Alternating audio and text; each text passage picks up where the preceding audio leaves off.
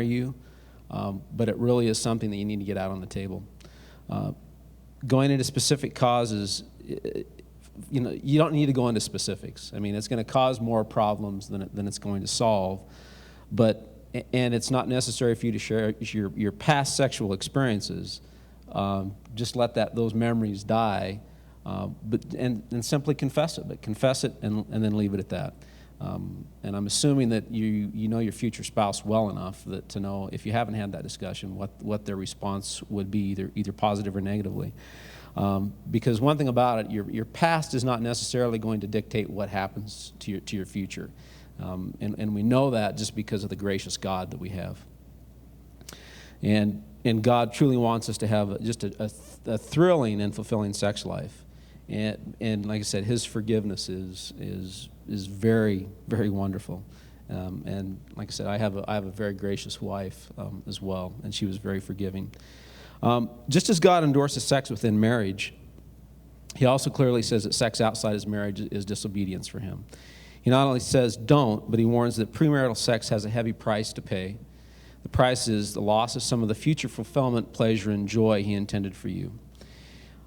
Sex relations before marriage truly are contrary to God's plan, and it's an experience that will stand in our way of really developing a real deep level of intimacy if you don't deal with the issues. Now, premarital sex short circuits the divine plan reserved for those who keep themselves pure before marriage. And this is we kind of recrafted this talk from the last time that we gave it. And I don't know exactly where Theresa came up with this, but this made so much sense to me. But sex is the only action in the Bible that is sin before marriage, but it's holy after marriage. So I thought what a wonderful, wonderful statement that really is. Yay, God. It's a union that God sanctifies the relationship. And really, repentance is necessary before we can experience what God really has planned for us. You may be among those who wish, with all your being, that you'd waited for marriage. I certainly wish that I had, because, like I said, I mean, Theresa has been my only wife. But again, you need to give it over to God and not worry about the what if, or I wish I had. You need to put that behind you. It's really, and the one question that I have, is it possible to recover and get on with life? And my answer to that is yes. There is life after premarital sex, and all is not lost, again, because of the grace of God. So what are a couple of steps? We got 4 steps that you can use to redeem any failures that we had. The first is acknowledge it. It's not one of those things, again, that you can stuff down and hide. Confess it and renounce it, and truly make the decision to stop. And one of the areas that I think is really a good way to go is that if you don't feel that you have the capacity to be able to stop, get with someone who can pray with you. Find someone who can really, find someone who can keep you accountable. Probably somebody that's a Christian would probably be a good start. Some of the guys at work may not be the best. Where I work, I know it wouldn't be the best place to go for accountability partner. And the last thing is stick with your decision to walk in purity and obedience. And again, remember, God forgives. That's the big thing. And we can truly experience His blessings. Psalm 51 tells us that forgiveness brings cleansing, and cleansing brings joy. The heaviness is gone. And verse 9 also tells us that God will never mention our sins. Others may remind us, shun you, reject you, toss them in your face, but God never will. And that's the one thing that I think that truly is amazing. I mean, even family is not forgiving, in a lot of things, but God truly does forgiving, and what a gracious God we have. And I would have to say, I agree that I wish I had never had sex before marriage. A little bit about the way that I was raised was very, very strict, what Lester always labels as fundamental legalist. It's that don't list in religion, and you have no idea what relationship is about with Christ. I think it was more the Encyclopedia Britannica of don'ts. Don'ts, yeah. Basically, Couldn't cut my hair, couldn't wear makeup, couldn't watch TV, couldn't dance, couldn't wear pants, couldn't date anybody outside my faith. I mean, the list, just couldn't wear makeup, couldn't wear jewelry. The list was incredibly long. And so definitely sex outside of marriage was like an ultimate sin. And basically, if you had sex outside of marriage, you had to marry that person. And I had a sister that happened with, and it was one of the most dreadful, awful times in her life. She's no longer married to that person, but that's where the way that we were raised can have such an impact on what we think and we carry about sex into our relationship. And I truly believe that knowing the relationship I have with Jesus now and the freedom my kids have felt in having relationship with Christ and knowing that sex before marriage is not what God has planned, I believe that I may not have ventured down that road. For me, it was a path of, I'm going to show you what I can do, ha, ha, ha. And to this day, I wish that I had never had that attitude.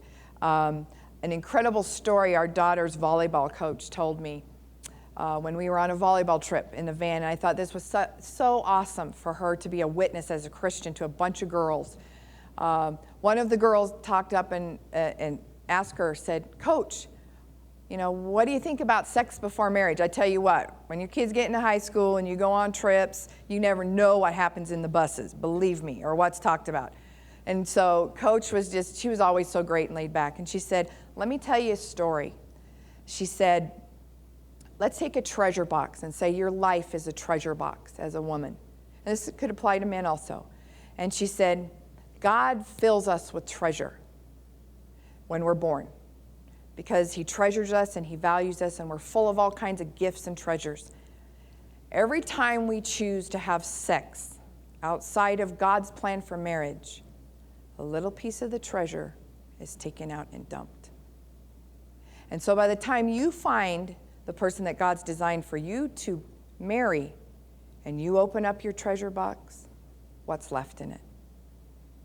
And boy, I tell you what, that hit so many girls in that bus. I mean, I still remember it to this day, because it was so vivid of a picture to me of what I had exactly done, that I had lost so much of the treasure that I wanted to give the one person that I wanted to spend the rest of my life with. This kind of brings us to the issue of what we call a crowded bed. Your marriage bed is going to be one of the most crowded places on the face of the earth. Everybody and their dog is going to try to get into there, whether it's through emotions, thoughts, whatever it is. It's the baggage you come into marriage with, and it will play a huge role in your marriage bed. The baggage is kind of what we call a rule book, and it's kind of unconscious. Some of it we don't even know is going to play out until we start down that road with our mate. Again, we talked about our rule books being shaped by our parents, our past experiences, all those kind of things.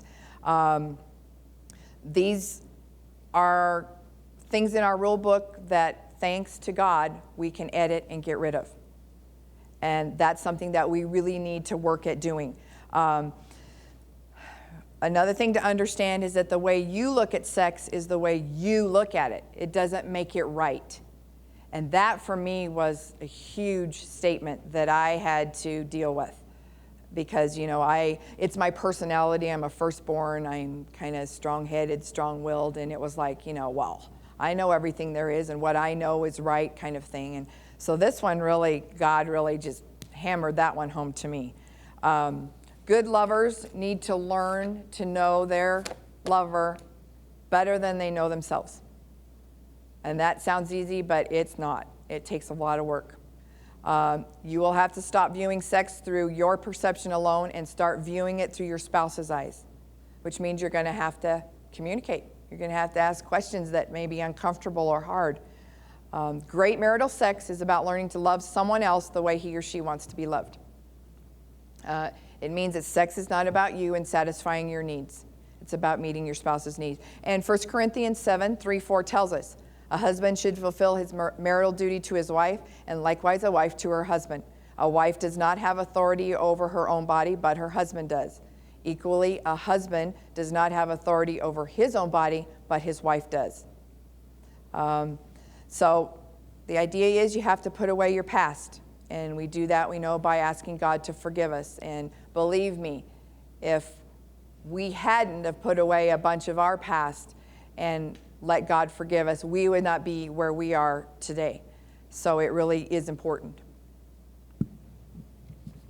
One of the things I do want to remind you, when we talk about a lot of the things we do and we give you God's perspective on that, we are far from being able to condemn anyone in what may be going on in your life or what may not be going on in your life, because it's our past is pretty nasty as far as that goes.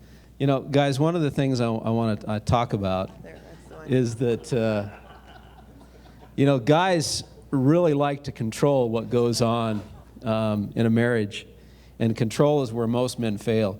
But I really Believe find me, I have one of those I in my really closet. find it how far a woman will go to make sure that a guy is not in control. So Helen tries out her new Not Tonight nightgown, and if you'd look over in the bottom right-hand corner, that's a McPherson cartoon. So He didn't come up with I didn't come up with that, but at least someone from my gene pool did somewhere down the road. But guys do like to have control, and that's one of the things that we need as men. We really need to be able to let go. It's real tough for us because as men we're expected to be the physical aggressor. It's easy for us to develop a controlling position in marriage by being so dominant, by proving our masculinity. But in the marital bed, that's really not the place for it. We will have a much healthier relationship if we are willing to submit as often to our wives as our wives submit to us. And this is going to be one of the biggest areas that you may have to deal with, biggest problem areas, because let's just face it, in society today, especially American society, men are just not to be submissive. But marriage is about learning to put someone else's needs above our own, and that goes far beyond the bedroom. It's about graciously doing the mundane things, the everyday things of being a couple, developing a friendship, taking out the garbage, vacuuming the floors. There's in one of the video sessions that Gary Chapman does. Was it Gary Chapman? Yeah, they watched that, yeah. Yeah, he talked about, just how fulfilling it is for a wife when you're vacuuming the floors. If you really want to, throw the light switch for her, that's the thing to do, is to vacuum the floors. And for men, it's really one of those things where we need to remember that women like to build up to the whole issue of sex. It really is an all-day affair for women, and it's not all-day sex. It's all day preparing for sex. No. So, you can't treat your wife like a servant and expect for her to be eager to have sex with you or sleep with you at night. Your wife's sexual responsiveness will truly be determined by how willingly you are to help out with just the things that you wouldn't even think about. For us, one of the big things really was when I would really do a lot with the kids, and I spent a lot of time with the kids. I coached all three of our kids. You help with the homework, and at least for me, it was when the homework came, or when they'd go into Theresa and ask for questions on the homework, it was like, well, go see your dad. So that became one of the things that always fell into my area, which was great. I loved it. And one of the things that guys have a problem with is we think that sex will fix anything. Well, guys just after being married for 20 years realize that sex doesn't fix anything, especially for your wife. And one of the big things, a good lover works just as hard outside the bedroom as he does inside the bedroom. And ladies, I'm just going to give you a few tips here before we take a break. Respect for your husband follows you into your bedroom. Respect is a huge issue for men. They love to be respected. Women do too, but for men it is a big issue. It affects your attitude, and it greatly impacts his response. Respect is given, not earned, and it really isn't an option. God tells us scripturally it's not an option. We excel in showing respect when we work hard at being understanding, not demanding, gentle, not judgmental, and polite and not rude. The next time you enter your bedroom, go with an attitude of gratitude. Do you have any idea how many single women would love to be walking into your bedroom? Because they're tired of being single. You know, they've given their life up to Christ waiting for the right man. And they would love to be walking into your bedroom joined by a husband. So be grateful that you even have a bedroom. And this is kind of how we need to be. That sometimes we're their greatest pain reliever. You know, we can give them what they need, and we need to be available to do that and to do it respectfully.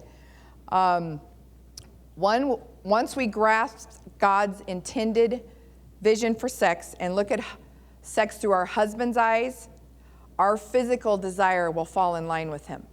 And that's just purely becoming educated about the needs and desires of our husband. Realizing how God made him and that it's not a bad thing, even though the world will tell us and they slam guys because, you know, all they think about is sex. Well, you know what? God made him that way. And when you are able to put it in a healthy relationship, it's an awesome place to be. Women, we're wordy. It's just one of those things when we watch that on the video with Gary Smalley, you know, we have to have our 250,000 words or whatever it is, and guys have this little amount. So we have the power to kill or give life with our words in the bedroom, and even outside the bedroom. They either poison or they give fruit, and we must choose. Proverbs 18 tells us, life and death are in the power of the tongue, and those who eat it will live with its fruit.